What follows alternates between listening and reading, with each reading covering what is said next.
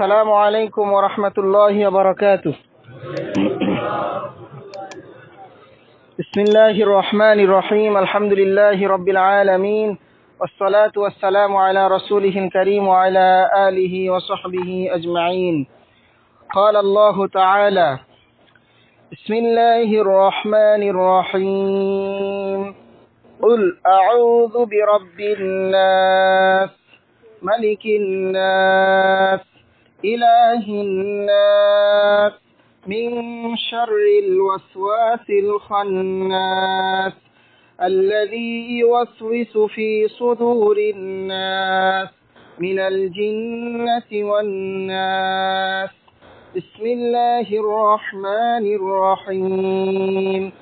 قل أعوذ برب الفلق من شر ما خلق ومن شر غاسق إذا وقب ومن شر النفاثات في العقد ومن شر حاسد إذا حسد. عن أبي سعيد الخدري رضي الله عنه قال: كان رسول الله صلى الله عليه وسلم يتعوذ من عين الجن وعين الإنسان، فلما نزلت المعوذتان أخذ بهما وترك ما سوى ذلك. আলহামদুলিল্লাহ, আমরা আল্লাহ সুবহানাহু ওয়া তাআলার নিকট অসংখ্য শুকরিয়া আদায় করছি, যার বিশেষ অনুগ্রহে আমরা আজকে এক সপ্তাহ পর আবারও আপনাদের সাথে কিছু কথা বলার সুযোগ পেয়েছি। তাফসীর বিষয়ক আমাদের আজকের ক্লাসে আপনাদেরকে আমরা স্বাগত জানাচ্ছি, প্রশংসা আদায় করছি আল্লাহর। আলহামদুলিল্লাহ। শান্তি অবতীর্ণ হোক আমাদের প্রিয় নবীর প্রতি সাল্লাল্লাহু আলাইহি ওয়াসাল্লাম। প্রিয় ভাইরা, আপনারা জানেন যে আমরা বিষয়ভিত্তিক আলোচনা করে আসছি। আজকে আমরা আলোচনা করব সূরাতুন নাস এবং সূরাতুল ফালাক। এই দুটো সূরা সম্পর্কে আমরা খুব সংক্ষেপে দলিল ভিত্তিক আলোচনা করব। এই সূরা দুটোকে একত্রে মুআউযিযাতান বলা হয়। সূরা নাস এবং সূরা ফালাককে একসাথে মুআউযিযাতান বলা হয়। কি বলা হয়? মুআউযিযাতান। অর্থাৎ যে দুটো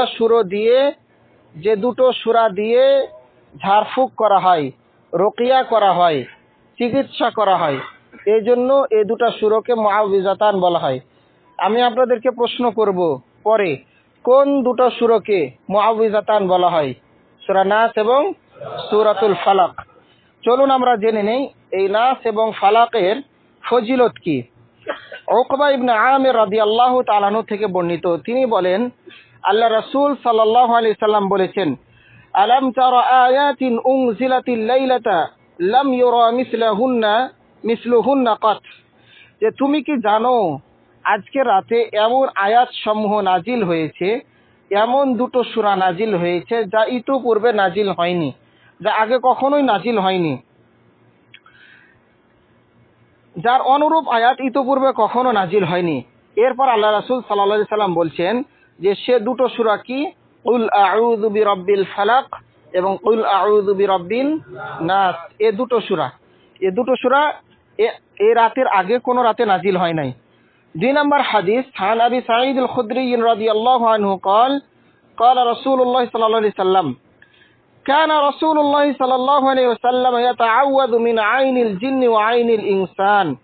আল্লাহ রাসূল সাল্লাল্লাহু আলাইহি ওয়াসাল্লাম এই দুটো সূরা নাজিল হওয়ার পূর্বে মিন আইনিল জিন্নি, জিনের বদনজর থেকে, ও আইনিল ইনসান এবং মানুষের বদনজর থেকে, ওয়াসওয়াসা থেকে, ক্ষতি থেকে। মানুষের ক্ষতি করে, জিন মানুষের ক্ষতি করে। এর জন্য আল্লাহ রাসূল সাল্লাল্লাহু আলাইহি সাল্লাম ইতোপূর্বে অন্যান্য দোয়া সমূহ দিয়ে চিকিৎসা করতেন, রুকিয়া করতেন।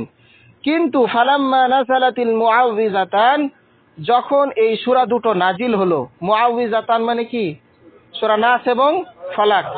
এখানে কিন্তু বলা হয়নি যে নাস এবং ফালাক, বলা হলো ফালাম্মা নাযালাতিল মুআউযিযাতান, যখন এই মুআউযিযাতান মানে সূরা নাস এবং ফালাক নাজিল হলো, আখাযা বিহিমা, তখন আল্লাহ রাসূল এই সূরা দুটোকেই আঁকড়ে ধরলেন, ওয়াতারাকা মা সিওয়া যালিক, এবং ইতোপূর্বে অন্যান্য যে সমস্ত দোয়াগুলো দিয়ে চিকিৎসা করতেন, ঝাড়ফুঁক করতেন, রুকিয়া করতেন, তারাকা মানে কি? সেগুলোকে ছেড়ে দিলেন এই দুটো সূরা ব্যতীত। তাহলে এই দুটো সূরা কত গুরুত্বপূর্ণ যে আল্লাহ রাসূল সাল্লাল্লাহু আলাইহি সাল্লাম এই দুটো নাজিল হওয়ার পর থেকে অন্যান্যগুলো ছেড়ে দিয়েছিলেন। এর জন্য আমাদেরও যখন বাচ্চা কাচ্চা অথবা আমরা নিজেরাও যখন অসুস্থ হব, আশঙ্কা করব আমার পেট কামড়াচ্ছে, পেট ব্যথা করছে, এই সেই সমস্যা, তখন আমরা নিজে নিজে সূরা নাস ফালাক পড়ে শরীরে বা অঙ্গ প্রত্যঙ্গে আমরা ফু দিতে পারি, রুকিয়া বা ঝাড়ফুঁক করতে পারি। এই দুটো হাদিস আপনাদেরকে বলে আমরা পরবর্তী বিষয় চলে যাচ্ছি। কখন এই মুআউযিজাতান পাঠ করতে হবে, কখন এই মুআউযিজাতান নাস এবং ফালাক সূরা পাঠ করতে হবে। এক নম্বর হচ্ছে ঘুম যাওয়ার পূর্বে বা নিদ্রা যাওয়ার পূর্বে আল্লাহ রাসূল সাল্লাল্লাহু আলাইহি সাল্লাম এই দোয়াটি, এই সূরা দুটো পাঠ করতেন। তার ওয়াইফ আয়েশা সিদ্দিকা রাদিয়াল্লাহু তাআলা আনহা, আমাদের আম্মা জান, তিনি বলছেন আন্না নবী সাল্লাল্লাহু আলাইহি ওয়াসাল্লাম কানা ইযা আওয়া ইলা ফিরাশিহি কুল্লা লাইলাতিন, আল্লাহ রাসূল সাল্লাল্লাহু আলাইহি সাল্লাম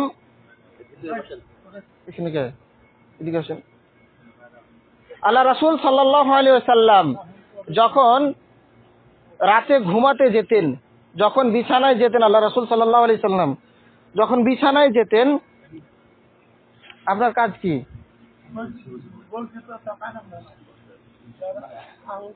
আন্না নবী সাল্লাল্লাহু আলাইহি ওয়াসাল্লাম কানা ইযা আওয়া ইলা ফিরাশিহি কুল্লা লাইলাতিন, যখন আল্লাহ রাসূল সাল্লাল্লাহু আলাইহি সাল্লাম প্রত্যেক রাতে বিছানায় আসতেন, জামা কাফাইহি, তখন তার এই দুই কাফকে, দুই হাতকে একত্র করতেন। ভালো করে খেয়াল করবেন, যখন আল্লাহ রাসূল প্রত্যেক রাতে ঘুমানোর প্রস্তুতি নিতেন, বিছানায় যেতেন, তখন এই হাত দুটোকে একসাথে করতেন, মুষ্টিবদ্ধ করতেন।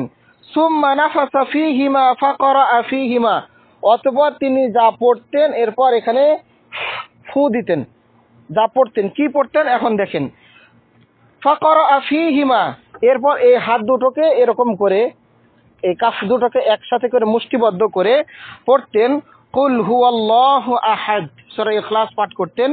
কুল আউযু বিরাব্বিল ফালাক, সূরা ফালাক পাঠ করতেন, মানে পুরোটাই আর কি। এরপর কুল আউযু বিরাব্বিন নাস এবং সূরা নাস, কুল আউযু বিরাব্বিন নাস পুরোটাই, অর্থাৎ তিন কুল পুরোটাই তিনি পড়তেন। সুম্মা ইয়ামসাহু বিহিমা মাসতাতাআ মিন জাসাদিহি, অতঃপর ওই যে ফু দেওয়ার পর এই হাত গোটা শরীর যতটুকু সম্ভব হতো মাথা থেকে নিয়ে পা পর্যন্ত তিনি মাসাহা করতেন। জাসাদ মানে কি? শরীর, দেহ। ইয়াবদাউ বিহিমা আলা রাসিহি, সেটা শুরু করতেন রাসুন থেকে। রাস মানে কি? মাথা।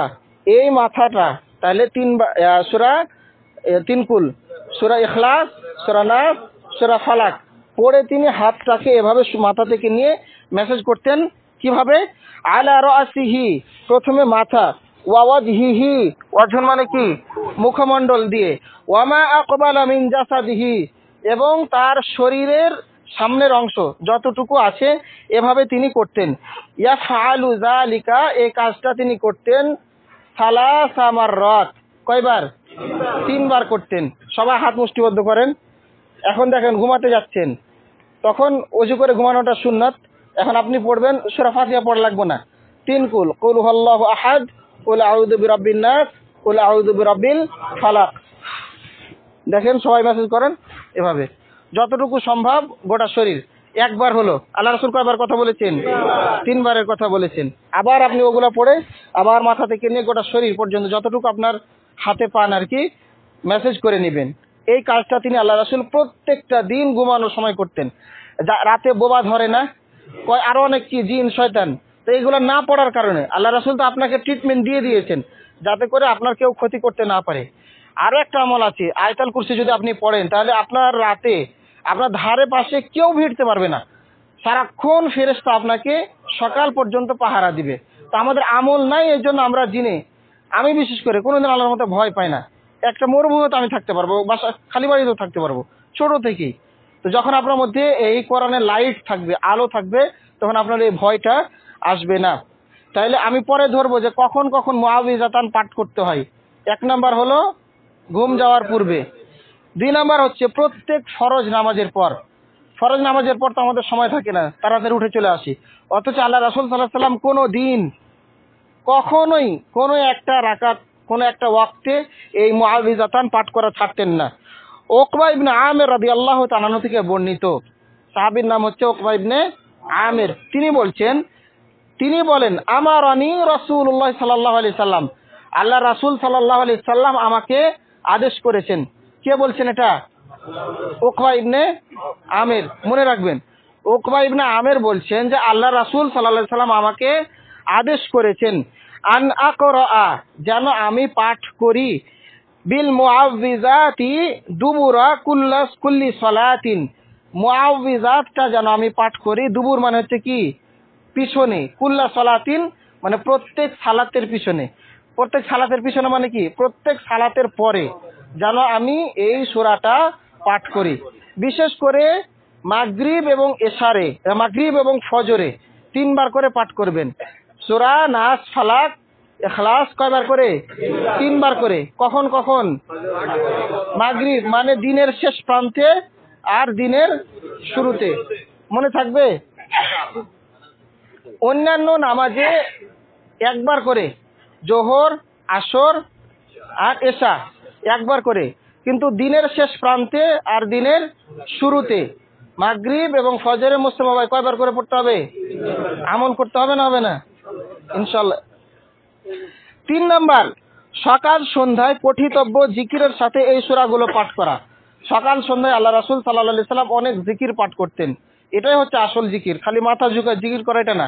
সকাল সন্ধ্যায় আল্লাহ রাসূল আসবাহনা ওয়া আসবাহাল মুলকু লিল্লাহ, লা ইলাহা ইল্লাল্লাহু ওয়াহদাহু লা শারীকা লাহু 100 বার আস্তাগফিরুল্লাহ, আল্লাহুম্মা আজিরনি মিনান নার, হাসবিয়াল্লাহু লা ইলাহা ইল্লাহু, অনেক দোয়া আছে না, এগুলো পাঠ করতেন। তো এর মধ্যে আল্লাহ রাসূল সাল্লাল্লাহু আলাইহি সাল্লাম প্রত্যেকদিন সকালে আল্লাহর কাছে এই সূরা দুটো দিয়ে আশ্রয় প্রার্থনা করতেন।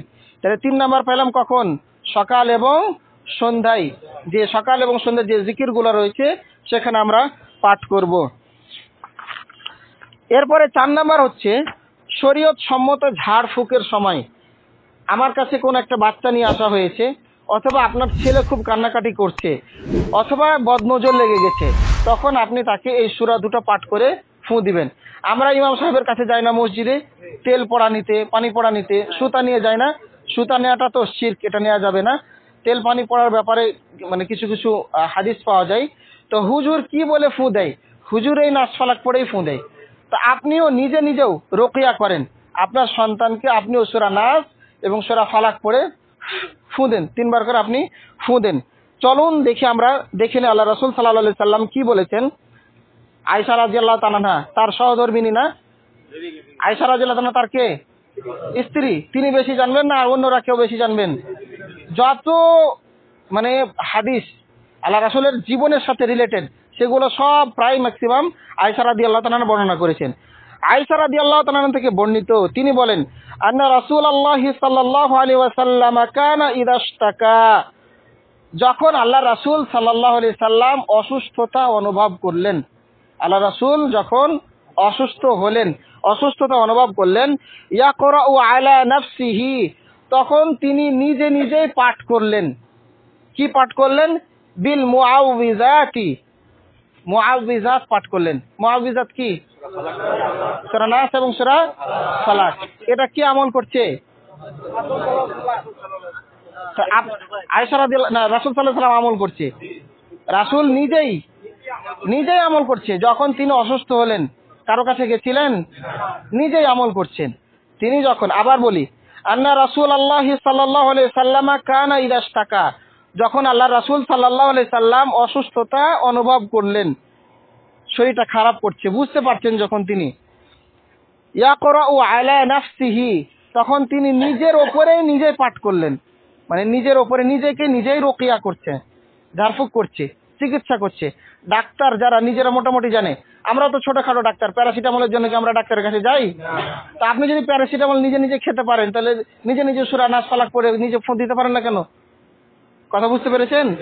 ডায়রিয়া হওয়ার সময় কি আপনি ডাক্তারের কাছে যান নাকি স্যালাইন কিনে এনে নিজে খান? ওটা পারছেন, ওটার উপর আপনার ঈমান আছে, কিন্তু নাস ফালাক পড়ে ফুঁ দিলে আপনি ভালো হবেন, এটা আপনার ঈমান নাই। নাউযুবিল্লাহ। ইরাশতাকা ইয়াকরাউ আলা নাফসিহি বিল মুআউযিজাত ওয়া ইয়ানফুসু, এরপর যখন তার এই সূরা দুটো পাঠ করা হয়ে গেল, এরপর তিনি নিজের শরীরের উপরেই ফুঁ দিলেন। ফালাম্মাশতাদ্দা ওয়াজাউহু, যখন তিনি কঠিন অসুস্থ হয়ে পড়লেন, কুনতু আকরাউ আলাইহি, এরপর আয়েশা রাদিয়াল্লাহু তাআলা বলছেন যে আমিও আল্লাহ রাসূল সাল্লাল্লাহু আলাইহি সাল্লামের উপরে এই সূরা দুটো পাঠ করলাম। ওয়া আমসাহু বিয়াদিহি, এবং হাত দিয়ে আমি তখন আমি উহা পাঠ করে তার হাত দিয়ে মাসহ করে দিতাম। আয়েশা রাদিয়াল্লাহু বলছেন যে আল্লাহ রাসূল নিজেও পাঠ করতেন সূরা নাস ফালাক, আমি নিজেও পাঠ করতাম সূরা নাস ফালাক। এরপর কি বলা হয়েছে? রাজাআন বারাকাতিহা, তার হাতের বরকতের আশায়, যাতে করে আল্লাহ রাসূল সাল্লাল্লাহু আলাইহি সাল্লাম সুস্থ হয়ে যান। তাহলে আমরা এখানে দেখতে পেলাম আল্লাহ রাসূল নিজেও এই সূরা দুটো পাঠ করে রুকিয়া করেছেন, আয়েশা রাদিয়াল্লাহু তাআলাও এই সূরাটা পাঠ করে চিকিৎসাটা করেছেন। 5 নম্বর, সূরা ফালাক নাস এগুলো কোথায় পড়তে হয়? আরেকটি জায়গা হচ্ছে বিতরের নামাজে। সূরা নাস ফালাক বিতরের নামাজেও, বা সূরা ইখলাস বিতরের নামাজেও পড়া যায়। আল্লাহ রাসূল সাল্লাল্লাহু আলাইহি সাল্লাম বলছেন, আব্দুল আজিজ ইবনে জুরাইজ থেকে বর্ণিত, তিনি বলেন আমরা আয়েশা রাদিয়াল্লাহু তাআলাকে জিজ্ঞেস করলাম বিতরের নামাজে আল্লাহ রাসূল সাল্লাল্লাহু আলাইহি সাল্লাম কি পাঠ করতেন।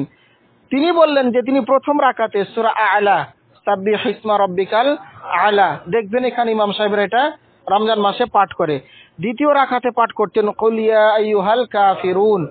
তৃতীয় রাকাতে পাঠ করতেন কুল হুয়াল্লাহু আহাদ এবং মুআউযিজাতান, সূরা নাস এবং ফালাক। তবে আমাদের মাঝে প্রসিদ্ধ রয়েছে যে শেষ রাকাতে শুধু সূরা ইখলাস, কিন্তু তিনটাই পড়তেন আল্লাহ রাসূল। এখন আমাদের জন্য ভারী হয়ে যায়, এজন্য তিনটা পড়া হয় না।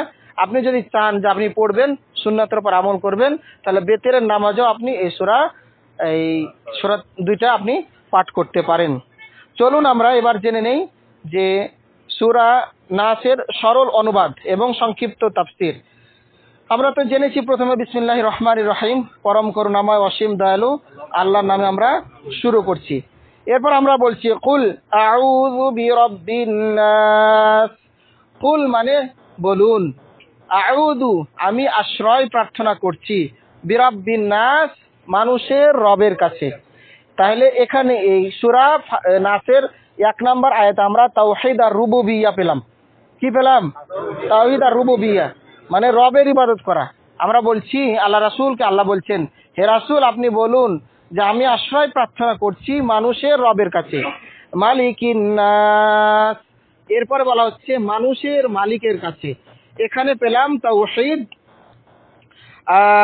এই তাওহীদ আর রুবুবিয়্যাহর আরেকটা প্রকার এখানে পেলাম। 3 নম্বর বলছি ইলাহিন নাস, মানুষের ইলাহের কাছে, মাবুদের কাছে, অর্থাৎ মানুষেরা যে রবের ইবাদত করে, যে ইলাহর ইবাদত করে, তার নিকট আমরা আশ্রয় প্রার্থনা করছি। দুনিয়ার কারো কাছেই কিন্তু আপনি আশ্রয় প্রার্থনা করেন না, কোনো মানুষের কাছেই নয়। যতই আপনি চিকিৎসা, যতই আপনি অসুস্থ হন, আপনি এটা মনে রাখবেন যে এই ঔষধ আপনাকে সুস্থ করে না। এর মধ্যে আল্লাহ ক্রিয়া দিয়েছেন, কাজ দিয়েছেন, এই জন্য আপনার শরীরে এটা কাজ করে। এই ঔষধের নিজস্ব কোনো ক্ষমতা নেই, এই ইনজেকশনের নিজস্ব কোনো ক্ষমতা নেই, এটা মনে রাখবেন। এই ইনজেকশনের যদি নিজস্ব কোনো ক্ষমতা থাকতো, মৃত্যু থেকে কি আপনাকে ফেরাতে পারে? মৃত্যু তো আপনার একসময় হয়। আপনি মনে করবেন যে আল্লাহর অনুমতিতে, আল্লাহর ইচ্ছা, এই ঔষধের সহযোগিতায়, মানে এই ঔষধ একটা মাধ্যম। আল্লাহ তাআলা যেমন ও মধুর মধ্যে একটা মাধ্যম রেখেছে চিকিৎসার জন্য, কোরআন একটা মাধ্যম অন্তরকে চিকিৎসা করার জন্য, সুস্থ রাখার জন্য, ঠিক এইরকম আল্লাহ রাসূল ঔষধ গ্রহণ করতে বলেছেন, আমরা এর মাধ্যমে চিকিৎসা গ্রহণ করছি। 4 নম্বর আয়াতে আল্লাহ তাআলা বলছেন মিন শাররিল ওয়াসওয়াস, আমি সেই ওয়াসওয়াসের, সেই কুমন্ত্রণার বস্তুর থেকে আল্লাহর কাছে আশ্রয় প্রার্থনা করছি, যে খান্নাস আত্মগোপন করে, যে নিজেকে প্রকাশ করে না কিন্তু অন্তরে কুমন্ত্রণা দেয়। দেখেন অন্তরে যে আমাদের খারাপ চিন্তা ভাবনা আসে, যে এটার মধ্যে দেয়, তাকে কি আমরা কোনোদিন দেখেছি?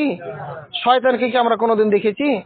শয়তানের কারণে তো আমাদের এত বিপদ। নামাজ পড়তে পারি না, বিড়ি সিগারেট ছাড়তে পারি না, মিথ্যা কথা বলা ছাড়তে পারি না, হারামের মধ্যে ডুবে যাই। কার কারণে? শয়তানের কারণে। তখন আপনি বলছেন যে মিন শাররিল ওয়াসওয়াস, যে ওয়াসওয়াসা তৈরি করে, অন্তরে কুমন্ত্রণা দেয়, যে খান্নাস, সে হচ্ছে গোপন, গোপনে থেকে, অদৃশ্য থেকে যে আমাকে ওয়াসওয়াসা দেয়, তার কাছ থেকে আমি আশ্রয় প্রার্থনা করছি।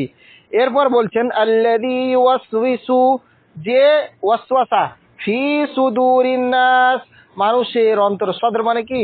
বক্ষ, এ মানুষের বুকের মধ্যে, বক্ষের মধ্যে, অন্তরের মধ্যে যে কুমন্ত্রণা ঢেলে দেয়, আমি তার থেকে আল্লাহর কাছে আশ্রয় প্রার্থনা করছি।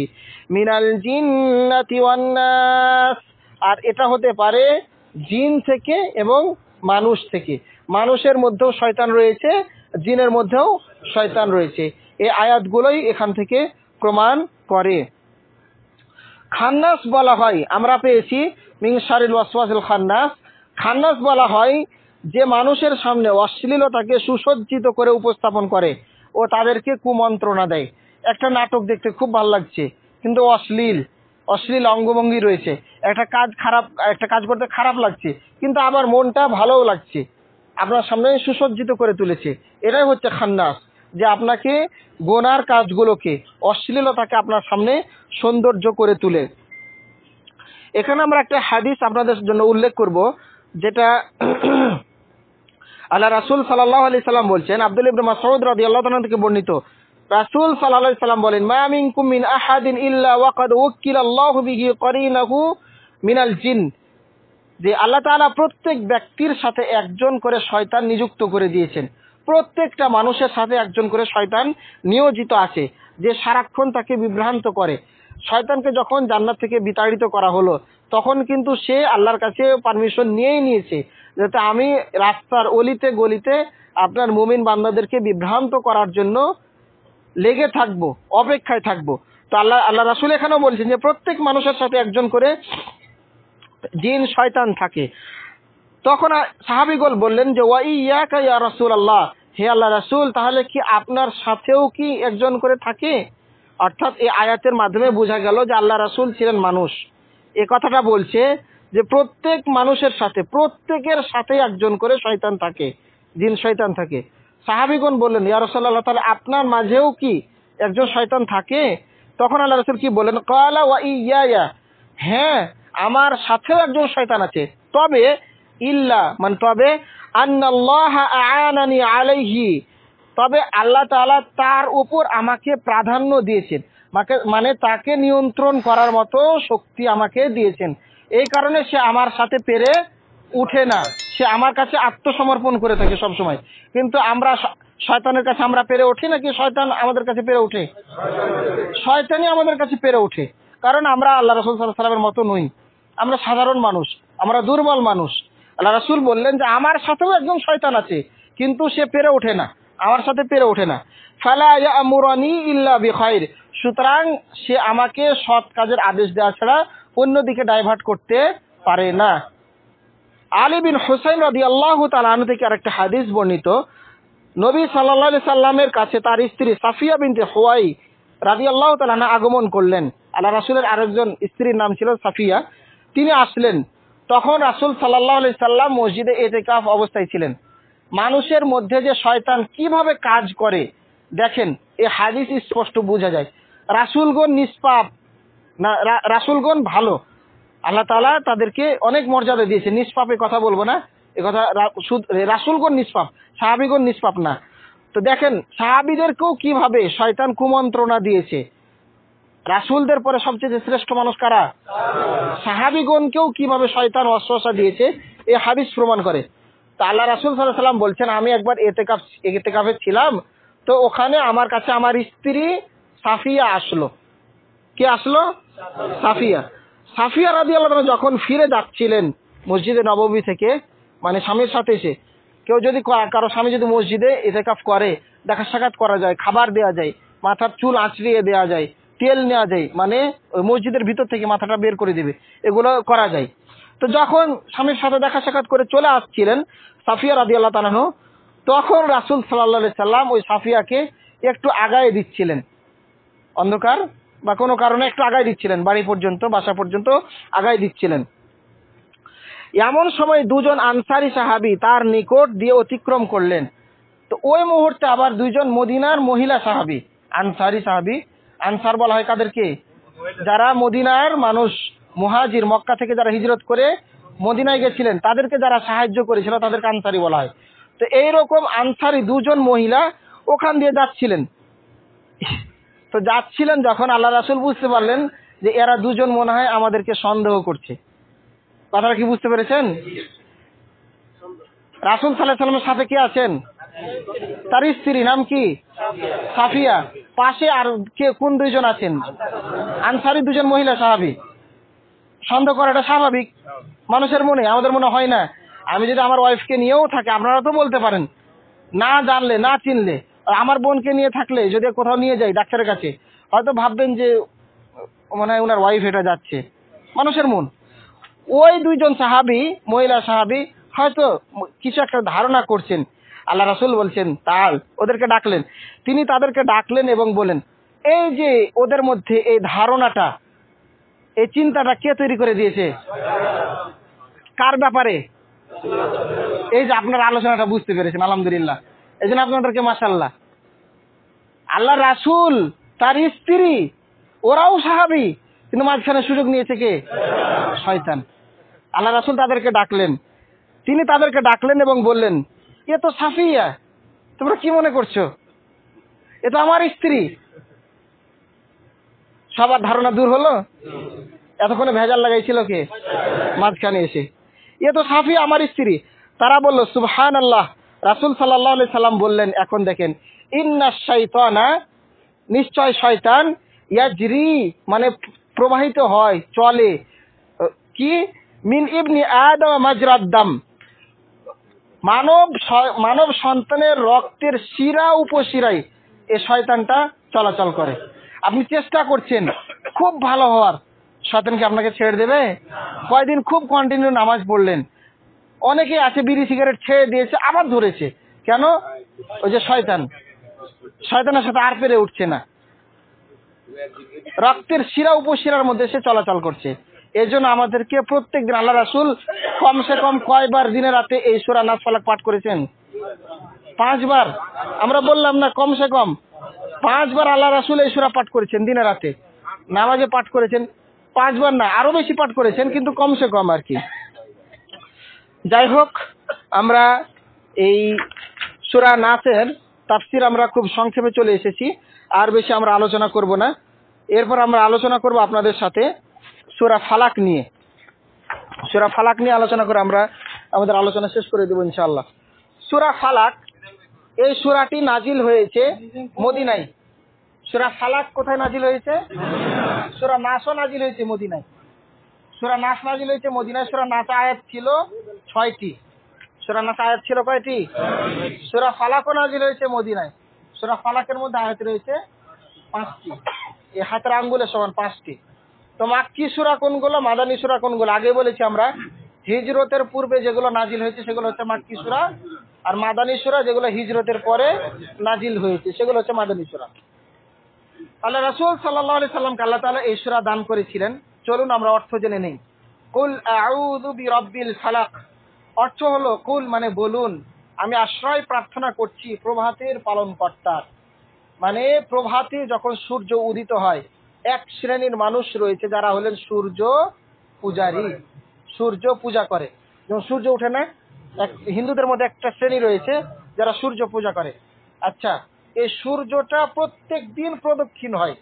ওয়াল কামারা ওয়াশ শামসা ওয়াল কামারা ইয়াসজুদান, এরা আল্লাহকে সাজদাও করে। হাদিসে এসেছে প্রত্যেক দিন সকালে সূর্য উদিত হওয়ার আগে আল্লাহর কাছে পারমিশন নিয়েই তারা উদিত হয়, এমনি এমনি উদিত হয় না। প্রত্যেকটা জিনিস আল্লাহর ইবাদত করে। প্রত্যেকটা জিনিস, জড় পদার্থ, জীব, সবকিছু আল্লাহর ইবাদত করে।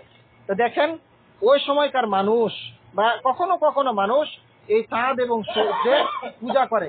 এখানে আল্লাহ রাসূল সাল্লাল্লাহু আলাইহি সাল্লাম বললেন, কুল আউযু বিরাব্বিল ফালাক, আল্লাহ তাআলা বলছেন যে হে রাসূল আপনি বলুন, আমি আশ্রয় প্রার্থনা করছি প্রভাতের পালনকর্তার, অর্থাৎ যিনি এই সূর্যটাকে উদিত করলেন, উদয় করলেন, আমি সেই রবের ইবাদত করছি।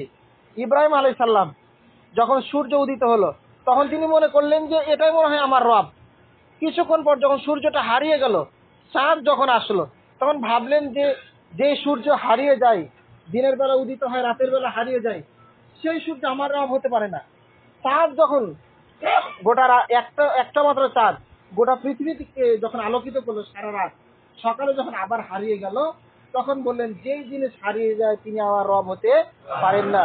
এগুলোকে যিনি পরিচালনা করছেন তিনি হচ্ছেন আমার রব। দেখেন এখানে পেলেন এই জন্য আল্লাহ রাসূলকে আল্লাহ তাআলা বলছেন কুল আউযু বিরাব্বিল ফালাক, যে আমি আশ্রয় প্রার্থনা করছি প্রভাতের পালনকর্তার, মিন শাররি মা খালাক, আমি আরো আশ্রয় প্রার্থনা করছি তিনি যা সৃষ্টি করেছেন তার অনিষ্ট থেকে। অর্থাৎ আল্লাহর সৃষ্টির মধ্যে যে সকল জিনিসগুলো মানুষের জন্য ক্ষতিকর সেগুলো থেকে আল্লাহর কাছে আমি আশ্রয় প্রার্থনা করছি। ওয়া মিন শাররি গাসিকিন ইযা ওয়াকাব, অন্ধকার রাত্রির অনিষ্ট থেকে যখন তা সমাগত হয়। আপনি সকাল বেলার জন্য আল্লাহর কাছে দোয়া করলেন, রাত্রের বেলাও আল্লাহর কাছে আপনি দোয়া করছেন ওয়া মিন শাররি গাসিকিন ইযা ওয়াকাব, যে অন্ধকার রাত্রির অনিষ্ট থেকে। রাতে কত বিষাক্ত পোকামাকড় সাপ বিচ্ছু ঘুরে বেড়ায় না, জিন শয়তান ঘুরে বেড়ায় না? এখন আপনি বলছেন যে অন্ধকার রাতের অনিষ্ট থেকে যখন তা সমাগত হয়। ওয়া মিন শাররিন নাফাসাতি ফিল উকাদ, আমি এমন আশ্রয় প্রার্থনা করছি গ্রন্থিতে যারা মানে গিরাই গিরাই যারা ফু দেয়, জাদু করে মানুষের ক্ষতি করার জন্য, যারা সুতা দাগা বা বিভিন্ন চুল দাড়ি লোম ইত্যাদিতে যারা গিরা দিয়া মানুষের ক্ষতি করে, জাদু করে থাকে। 5 নাম্বার আপনি বলছেন ওয়া মিন শাররি হাসিদিন ইযা হাসাদ, আর হিংসুকের হিংসা থেকে আমি আল্লাহর কাছে আশ্রয় প্রার্থনা করছি। বলেন তো এই সূরা দুটা পুরোটাই দোয়া না? এগুলা কার জন্য? নিজের জন্য। কেউ বলছে আল্লাহর জন্য, মোস্তফা ভাই সঠিক উত্তর দিয়েছে, নিজের জন্য। সূরা নাসও বললেন কার জন্য?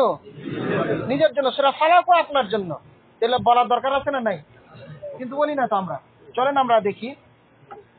ফালাক বলা হয় প্রভাতের সূর্য, যেটা সুবহ মানে সকালে যে টাটকা যে সূর্যটা উদিত হয়, ওই নতুন সূর্যটাকে বলা হয় ফালাক। ইমাম বুখারী রাহিমাহুল্লাহ তিনি তার গ্রন্থে এই অর্থটা করেছেন যে আমি শরণাপন্ন হচ্ছি, আপনি আশ্রয় প্রার্থনা করছেন প্রভাতের স্রষ্টার কাছে, সকালের রবের কাছে, যেভাবেই বলেন না কেন। এরপর মিন শাররি মা খালাক, জিন মানুষ প্রাণীকুল যত কিছু ক্ষতিকর রয়েছে সেগুলোর ক্ষতি থেকে আপনি আল্লাহর কাছে আশ্রয় প্রার্থনা করলেন।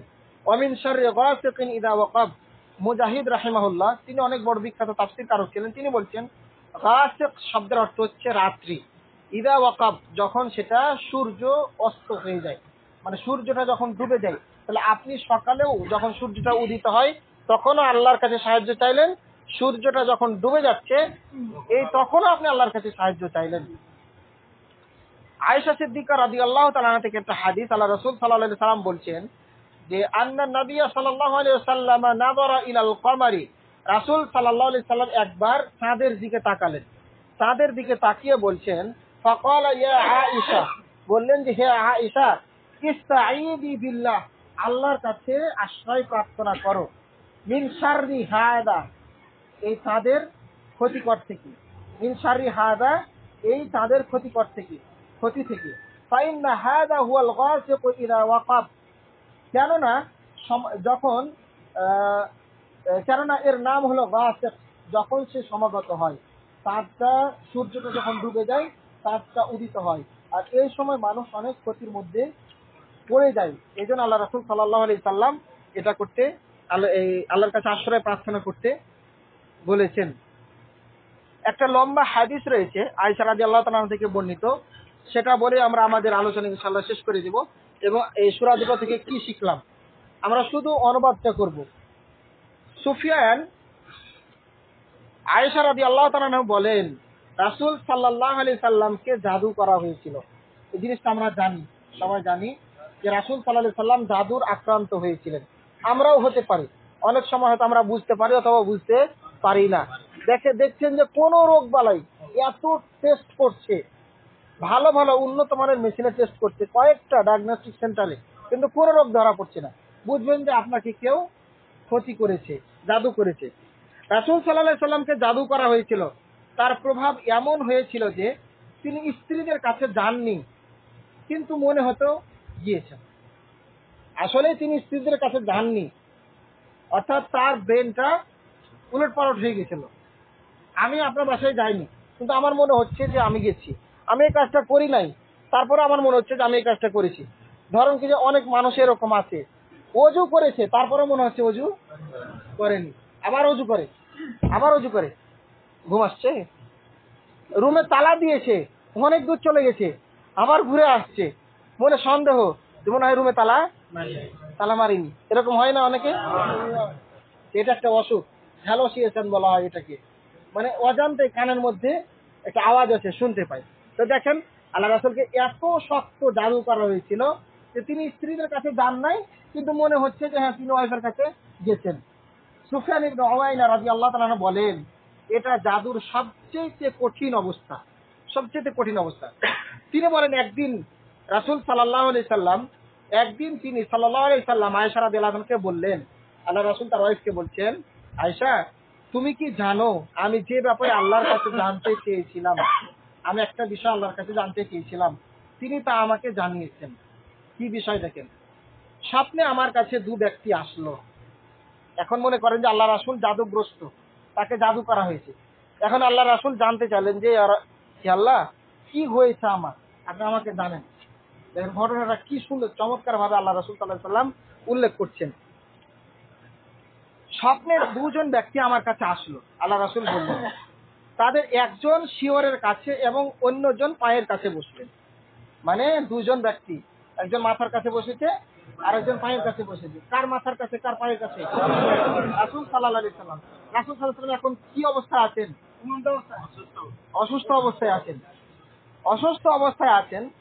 এরপরে শিয়রে উপবিষ্ট ব্যক্তি অপরজনকে বলল, মানে ইনি বলছেন মাথার কাছে যে আছে পায়ের কাছে যে আছে তাকে বলল, কি বলল যে ইনার কি হয়েছে, মানুষের রূপ ধারণ করে এসেছে, তারা কারা আমরা পরে বলছি। দুজন ব্যক্তি, আল্লাহ রাসূল তো জানতে চেয়েছিলেন যে তার কি হয়েছে শরীরে। তো দুজন ব্যক্তিকে আল্লাহ পাঠালেন, পাঠিয়ে একজন মাথার কাছে বসেছে, একজন পায়ের কাছে বসেছে। মাথার কাছে যিনি বসেছে, যিনি পায়ের কাছে বসেছে তার কাছে জানতে চাইল ইনার কি হয়েছে। সে উত্তরে বলল, পায়ের কাছে তিনি বসে আছেন, ইনি জাদুগ্রস্ত। দেখেন আল্লাহ তাকে জানাচ্ছেন কিভাবে, খাইলেন ইনি জাদুগ্রস্ত। প্রথম ব্যক্তি জিজ্ঞেস করলো মাথার কাছে যে রয়েছে, সে কিন্তু প্রশ্ন করছে, 2 নম্বর প্রশ্ন, কে জাদু করেছে? উত্তর হলো, এখন যিনি পায়ের কাছে বসে আছেন তিনি বলছেন ইহুদিদের মিত্র বানু জুরাইক গোত্রের মুনাফিক লাবিদ বিন আসাম, এক মুনাফিক, ইহুদিদের বন্ধু, বানু জুরাইক একটা গোত্র সম্প্রদায়, এদের এই বংশের এই মুনাফিক লাবিদ বিন আসাম জাদু করেছে। 2 নম্বর প্রশ্ন মনে রাখবেন। আবার প্রশ্ন হলো 3 নম্বর, মাথার কাছে যে বসেছে কি বস্তুতে জাদু করেছে, কিভাবে ইনাকে জাদু করা হয়েছে? উত্তর হলো তার একটি চিরুনিতে ও কয়েকটি চুলে। কে বলছে? পায়ের কাছে যে আছে। 5 নম্বর প্রশ্ন হলো কে জাদু করেছিল? লাবিদ। কিসে জাদু করেছে? কয়েকটি চুল আর চিরুনিতে।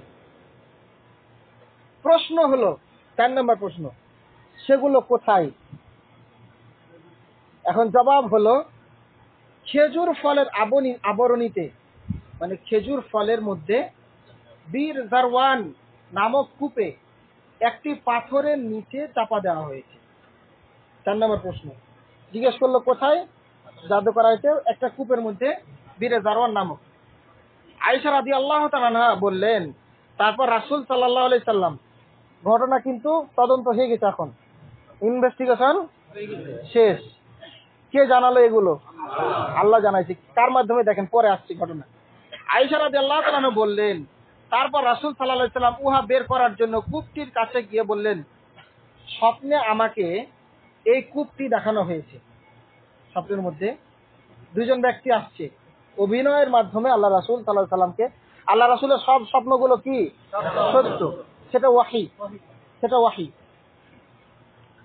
এরপর আল্লাহ রাসূল সাল্লাল্লাহু আলাইহি সাল্লাম বলছেন যে স্বপ্নে এই কূপটি আমাকে দেখায়, একবার এক্সাক্ট যে কূপটি আল্লাহ রাসূল স্বপ্নে দেখানো হয়েছিল একেবারে সেখানে গিয়েই গেছেন আল্লাহ রাসূল সাল্লাল্লাহু আলাইহি সাল্লাম।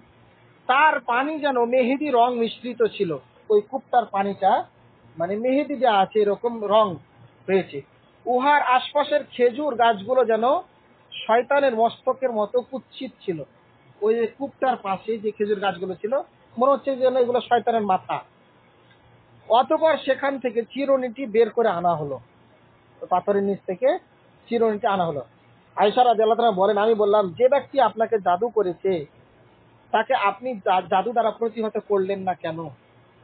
আপনি যে এত কষ্ট পাচ্ছিলেন, তা আপনি অ্যাকশন নিলেন না কেন? তার বিরুদ্ধে প্রতিশোধ কেন নিলেন না? তিনি বললেন, আল্লাহর কসম, তিনি আমাকে রোগ মুক্তি দিয়েছেন। আল্লাহ আমাকে রোগ মুক্তি দিয়েছেন, আমি রোগ মুক্ত হয়েছি, এটাই আমার জন্য যথেষ্ট। কত রহমতের নবী দেখেন, কত রহমতের নবী। সূরা হজ্জের মধ্যে আল্লাহ বলছেন, ওয়ামা আরসালনাকা ইল্লা রাহমাতাল লিল আলামিন, হে রাসূল, আমি আপনাকে গোটা বিশ্ববাসীর জন্য রহমত হিসেবে প্রেরণ করেছি। কত রহমতের নবী, এত বড় ক্ষতি করেছে, তারপরও রহমতের নবীর আরো অনেক প্রমাণ পেয়েছি। মক্কার মানুষ কত কষ্ট দিয়েছে, তায়েফের মানুষ কত কষ্ট দিয়েছে।